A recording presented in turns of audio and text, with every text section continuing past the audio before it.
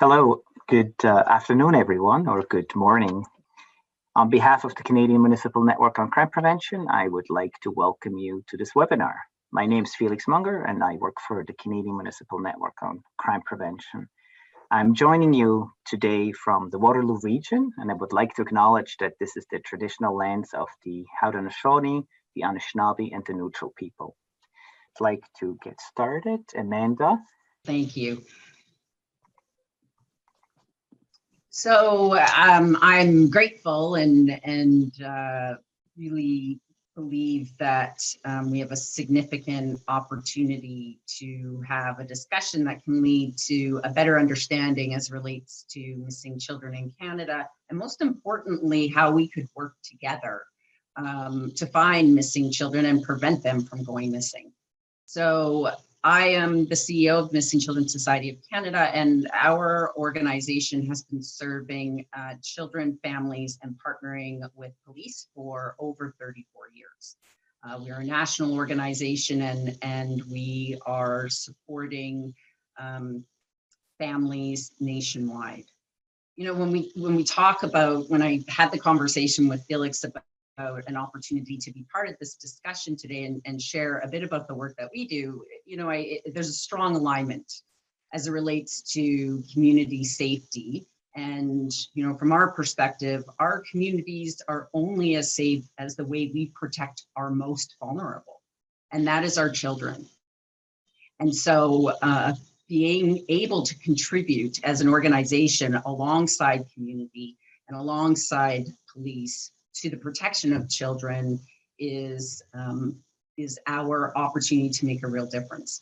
When I first came to the organization over 10 years ago, I have to tell you, I had some, I guess, perceptions as it relates to missing children in Canada that I learned many people shared with me, when I actually didn't think that Canada had an issue with missing children.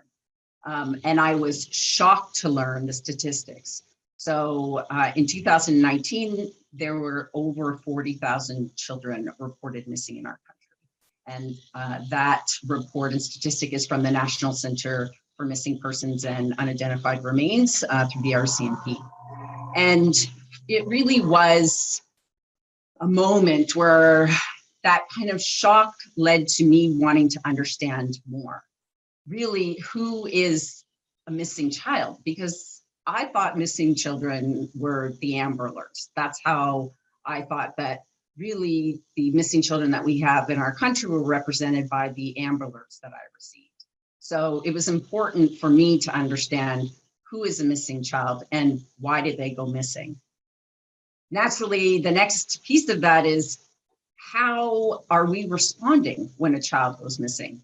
What are we doing? And why is it important to find a missing child right away? Clearly, again, I think most of us have an understanding as it relates to that high threshold of an Amber Alert, and as soon as a child goes missing, why it's so important to find them.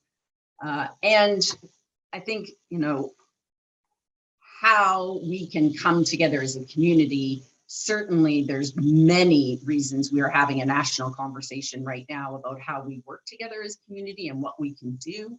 And today, I'm proud to be able to talk to you about the focus of how we keep communities safe, one child at a time. So, who is a missing child? Well, a child, it seems very simple, but a missing child is a child that's missing from a safe environment. And when we talk about safe environments and being missing, we are really talking about there is no circumstance that doesn't make it important when a child is missing to find them right away. And what we know, I think, and we clearly understand now more than ever, when a child is missing from a safe environment, they are at risk, and that risk is significant. If we look at the risk presented by the current pandemic and the health risks that happen when a child is missing, I think that's very obvious to all of us right now. But to go beyond that, when a child is missing, they are exposed to, and their vulnerability increases. There's emerging evidence that from the International Center for Missing and Exploited Children, that a missing child is believed to be at risk of child sexual exploitation, irrespective of the time that they are missing. We also know that children are missing because they are abducted. Most of us think of an abducted child as a child that is abducted by a stranger. But actually, thankfully in Canada, that is a very, very small number of children.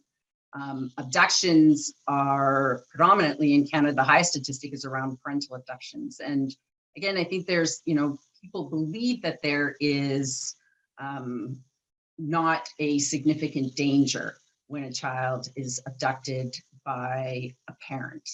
And we know that's simply not true. I mean, the safety of a child, regardless of how they go missing, again, is the critical part.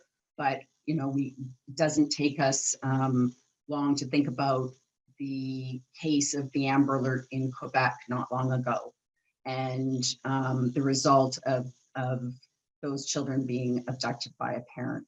So it is, again, really clear from our perspective that no matter how a child goes missing, we need to find them right away. When we look at the statistics, over 30,000 of that 40,000 for missing children are children who are considered runaways. I know that people, there was a time where people dismissed the risk and vulnerability of a child. If they run away, they'll come back. And thankfully, we know that most of, over 70% of those cases will be resolved quite quickly.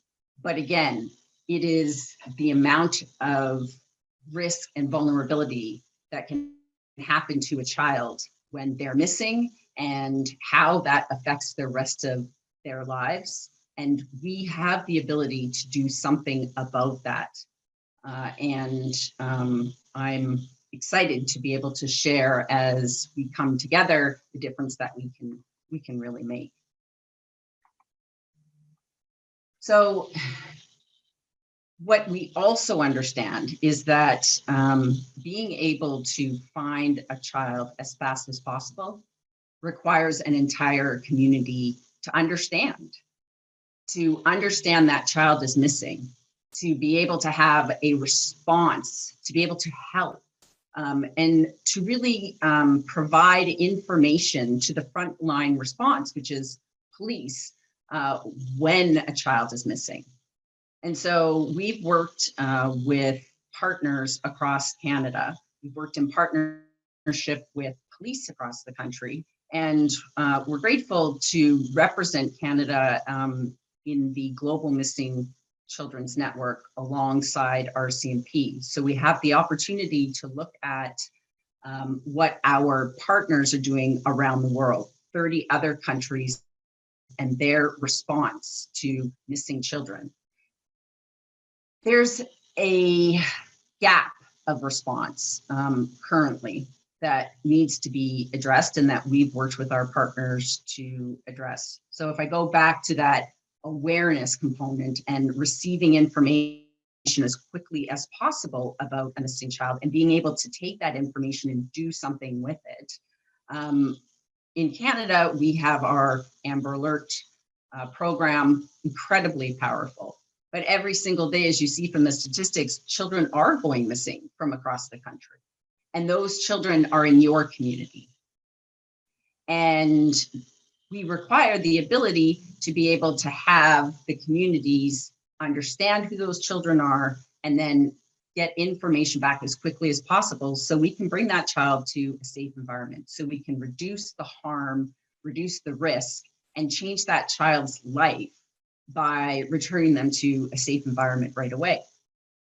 So we've been fortunate to play a role in bringing to Canada an opportunity to do that, where a new child search network will be able to provide information about the missing children currently in the area and have community members contribute to being able to provide information back that makes a difference in finding that child as quickly as possible.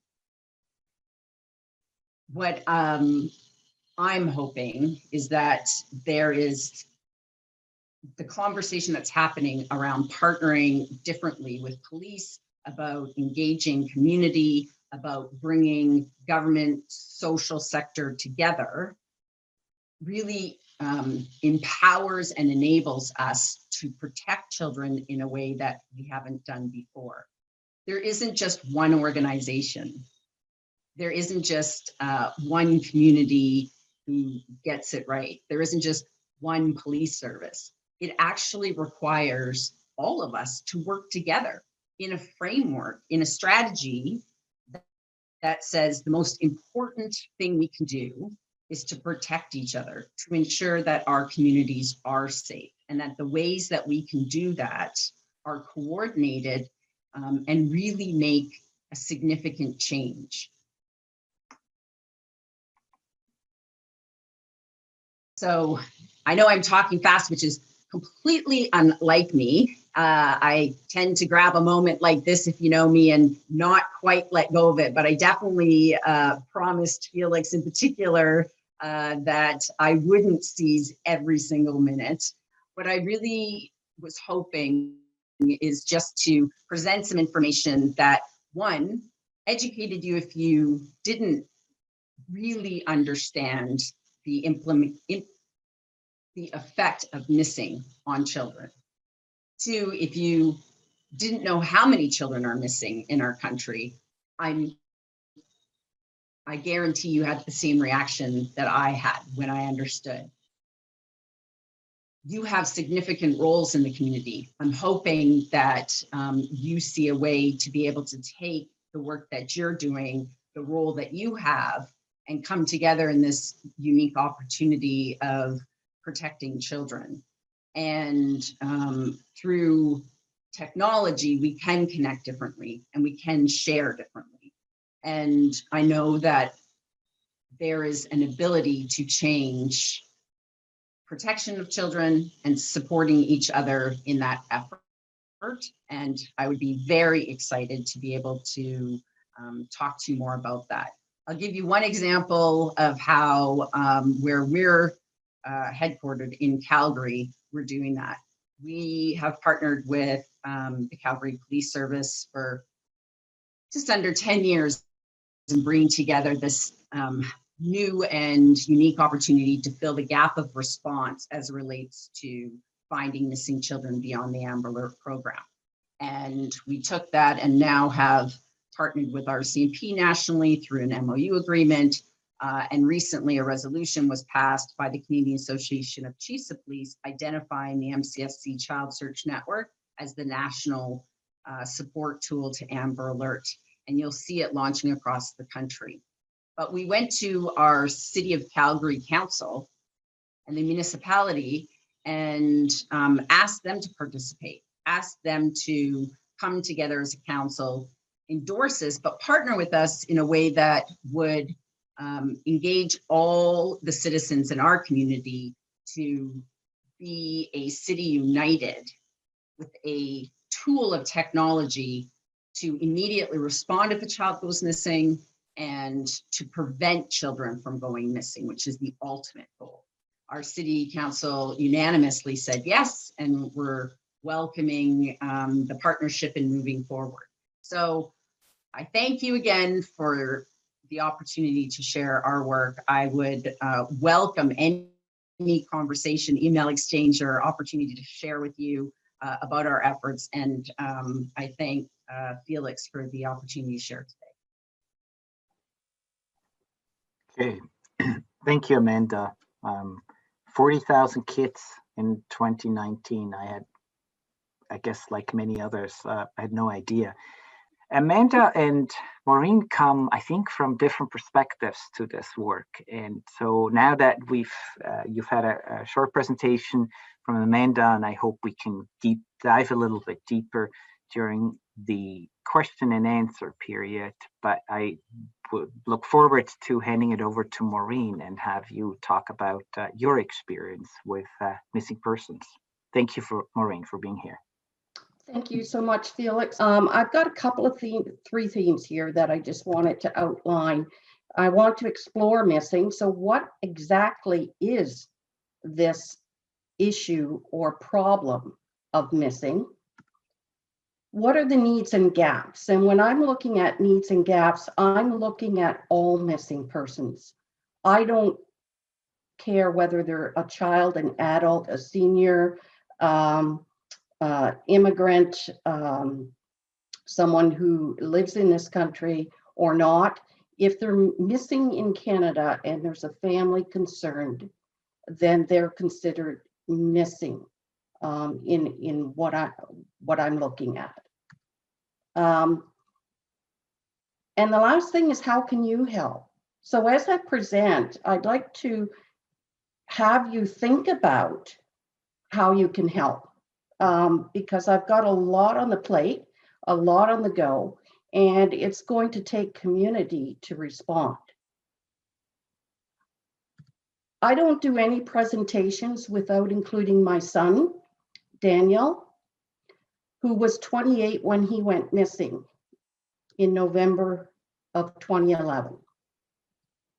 We spent 3.5 years searching with the help of many others, and are very fortunate to have had his partial remains found in 2015 of May. That to us was an excruciating journey. We never knew anyone who had a missing loved one. We didn't even really pay attention. Yeah, we'd see the ad in the paper, we'd read it, we'd say, oh, that poor family, and we'd carry on with our life. It didn't really connect with us as a reality, quite frankly, until Daniel went missing. And through that journey, we found it difficult, quite frankly, to connect with families because we didn't know who they were in the community. We found it extremely difficult to find support services that could assist us. And it was a roller coaster ride in trying to understand the police processes in, first of all, taking the report, secondly, doing the investigation, and thirdly, commissioning any searches along the way. It was a partnership, I realized, that we had to establish with police. And I tell families all the time, it's no different than a marriage or a job with a boss or peers. You have to have a working relationship with the person who's going to help find your missing. Without that, you're going to get frustrated and want to go your own way. And quite frankly, this is a journey very, very difficult to go your own way. So, I mean, we are sad that this was the outcome. However, we have the answer. I will never say closure. We have the answer. Many other families are out there still wanting that answer. Many families will join the missing family, so to speak, the club that nobody wants to be a partner of, that you have no choice in the matter. It's just there one day. And how you cope with that. Nobody teaches us how to deal with uncertainty, with the exception of COVID now, because it's a very, very strong teacher. And I have to thank Daniel as my strongest teacher, in the sense that he opened my eyes to a totally new path, and also demonstrated that, you know, you can find strength in absence. And through that strength, I've been able to carry on. Many people, when Daniel's remains were found, said, so Maureen, you're going to stop all this work, right? And get on with your life? And I said, excuse me, this is my life. Daniel wouldn't want it any other way. So I'd like to explore the 5 W's about missing just briefly. The definition on Wikipedia says a missing person is a person who's disappeared and whose status is alive or dead, cannot be confirmed, as their location and fate are not known. That's a basic generic definition. And I'll tell you, we do not have a national definition. For that matter, we don't even have definitions that are similar across police jurisdictions. So without that common element of just who is missing, you are going to find scenarios where police may say, sorry, it isn't 24 hours, come back later, or have you done your own searching? Have you done this, that, and the other thing? So you get the runaround when it's not clear what a missing person is, especially when it's an adult, because right away, if there's no crime, they say, well, they're an adult, they're allowed to go missing. And I'm saying, as many families say, something is out of character. This should not be happening. They would not be out of contact with us. We want to file a missing persons report. So who goes missing? And this is where I say potentially anyone. All ages, it doesn't matter. All races, sexes, locations, education status, economic status, none of that matters. It can cross all of those. There is a question, was it intentional or not? And particularly with adults, because there's always the indication, well, maybe they decided to leave, maybe they've done harm to themselves, maybe there's a crime involved. What I did learn is each situation is unique, each experience is unique. So when police go through a risk assessment, which they should be doing, there's so many parameters that come into the mix. And there's also history that comes into the mix. Have they gone missing before? And Amanda mentioned about the adolescent runaways, although I don't like that word. The police are responders, and they have their response to a missing persons report. But when they get to the point where they're saying, and I've heard them say this, which is embarrassing, that, oh, we know who's going to be going away this weekend because they run away from their group home every weekend. It really, really bothers me because as a society, there's a cycle going on here. What are we doing to break the cycle?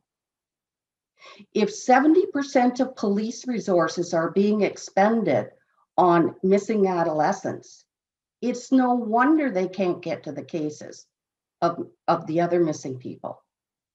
So we as a society haven't stepped up to the plate to say, hey, we got to put an end to this. We got to figure out how to prevent this, break this cycle, and get them on another path.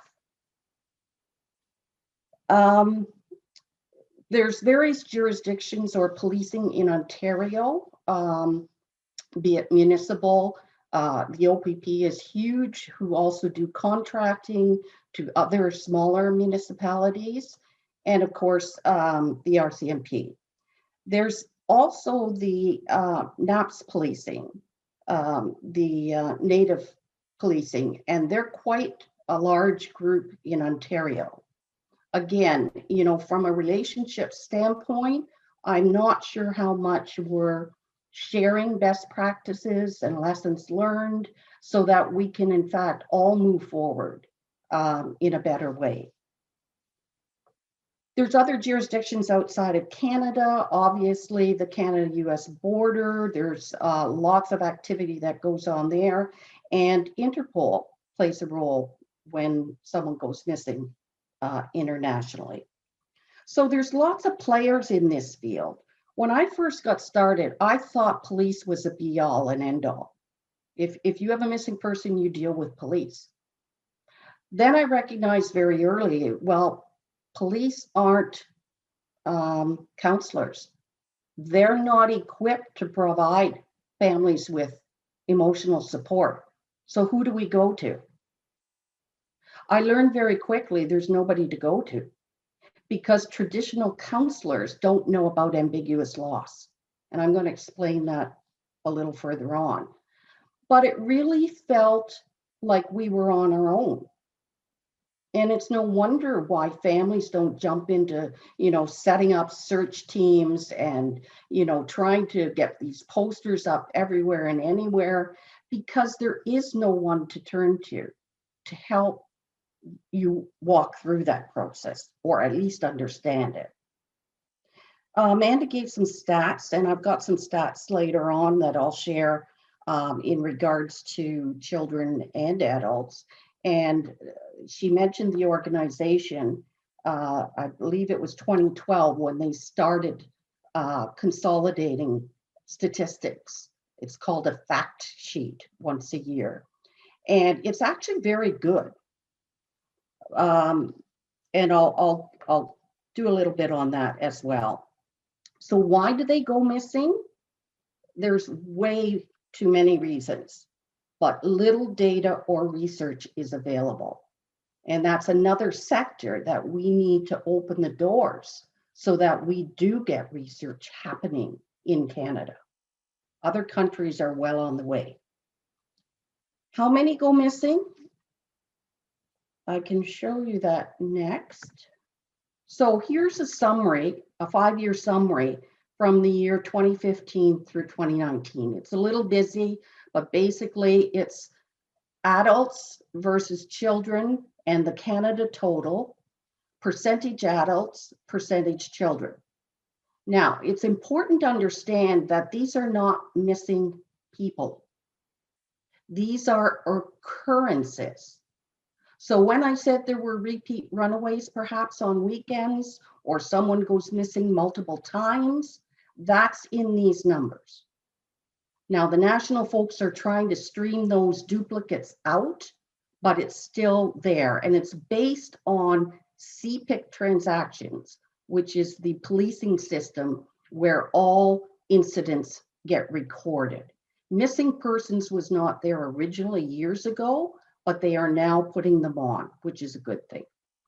So as you can see, between adults and children, it's showing a 5-year average of 40% versus, adults 40% versus children 60.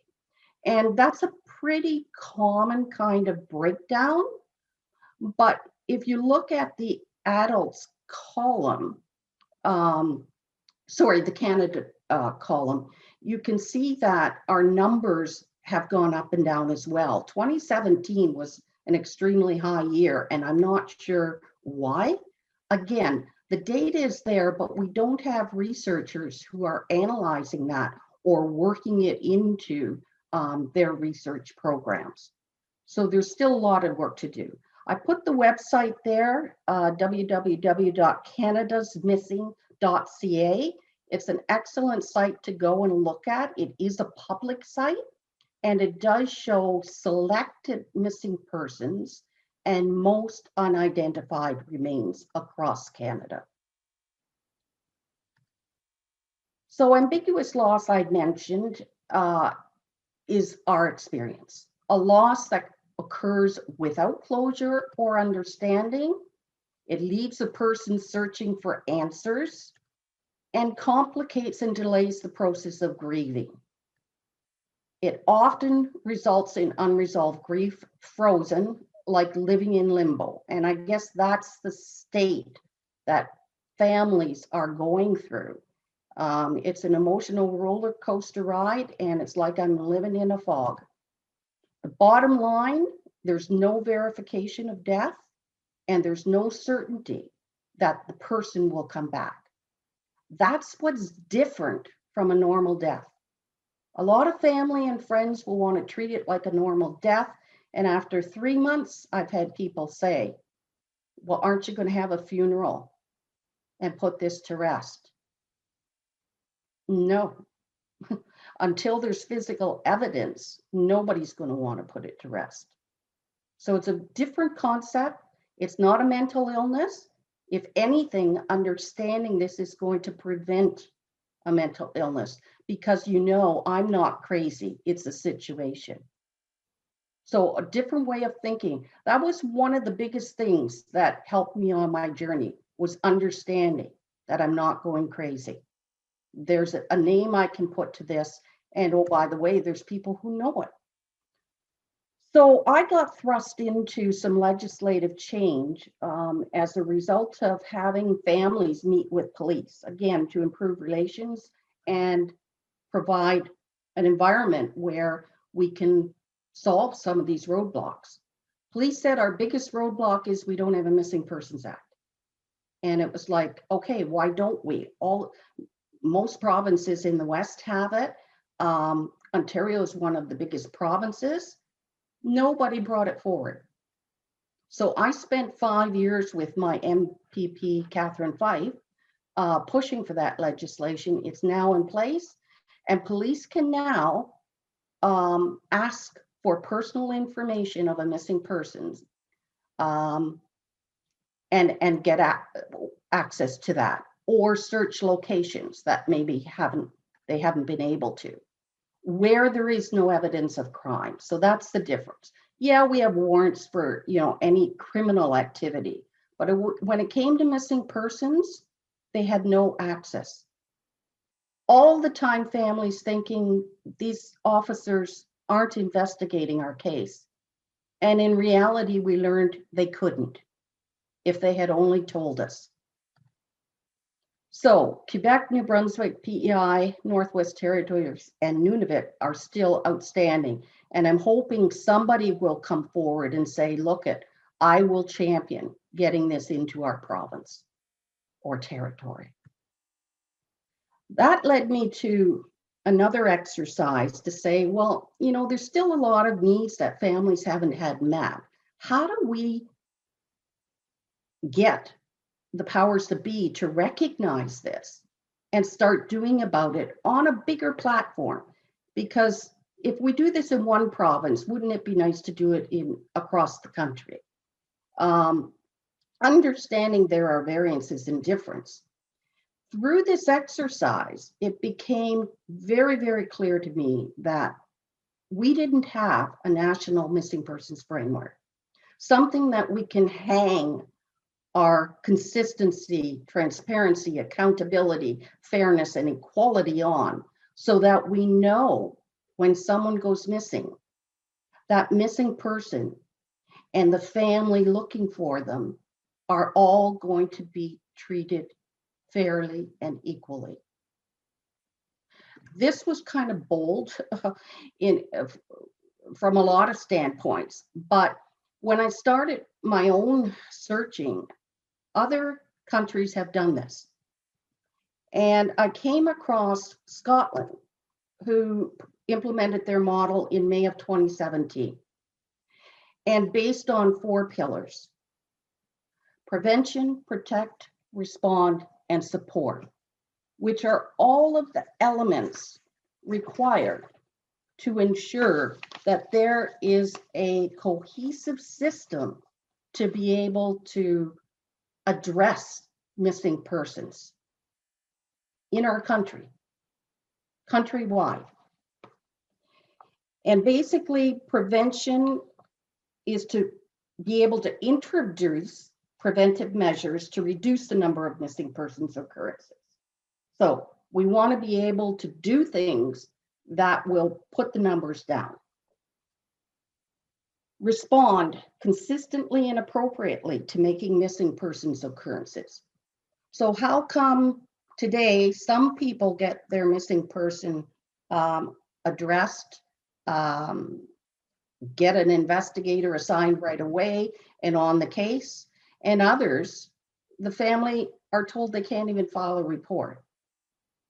That's very difficult to understand when there should be a simple process and everybody should be treated the same. Support, to provide the best possible support to both missing people and their families. I've been talking about family support, and I've been focused on that. I have been unable to find hardly any support for the missing people.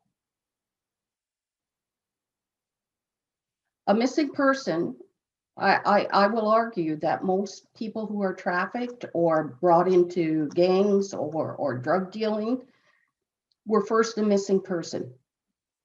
They came from somewhere. They're missing from somewhere. When they're recovered from those types of trauma situations, they are given supports, no doubt about it.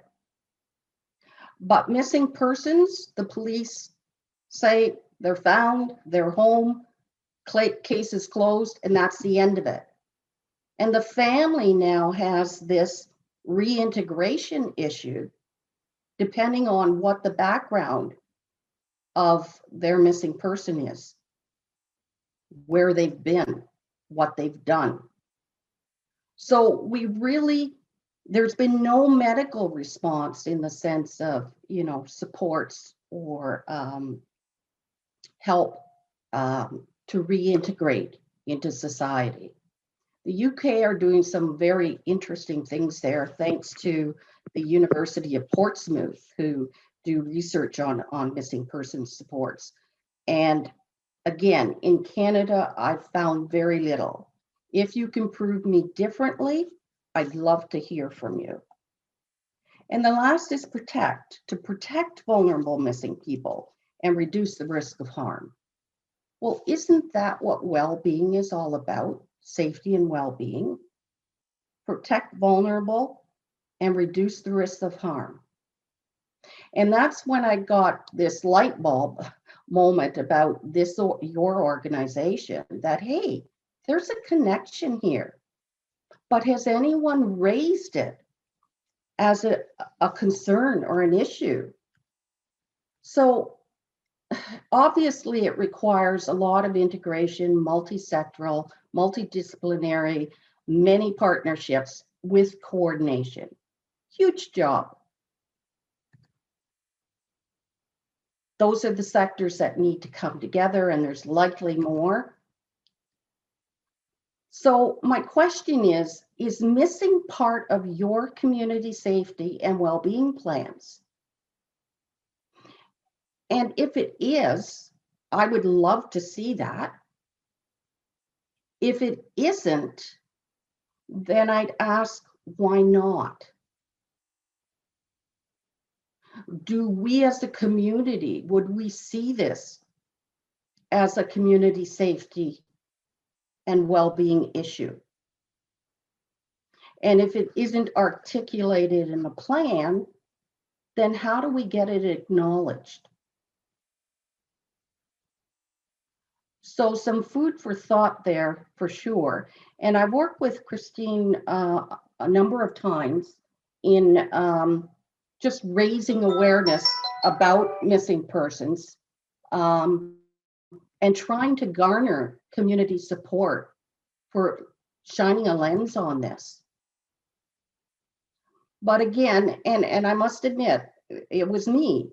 You don't think about it unless it's touched your life. So, and heaven knows we've got so much on our plate right now between, COVID demands and economic demands, and even defunding plans with police. I see that as an opportunity, actually. Not that I'm saying police shouldn't be doing missing persons, but there's perhaps pieces of the role that can be dallied up or split out. Yeah, so there's a lot of pieces, and the start of it all is what I'm doing here. I'm trying to raise awareness by shining a light on it. Hopefully people will connect with that.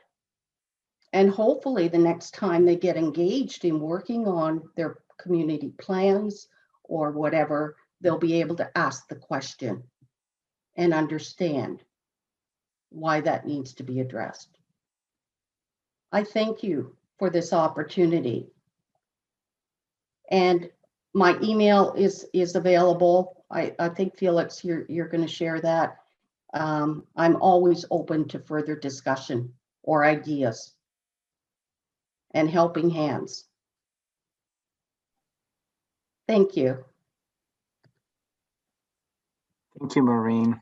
It was a really powerful presentation. It's kind of hard to be the first one to speak up now, because I'm assuming, like many others of you, you're also deeply touched about your story and deeply touched about your commitment to this. I think that's incredibly powerful. Thank you. On behalf of the Canadian Municipal Network on Crime Prevention, Maureen and Amanda, thank you so much for sharing what you do. Thank you for doing what you do. Thank you for your willingness to also share your personal story, of course.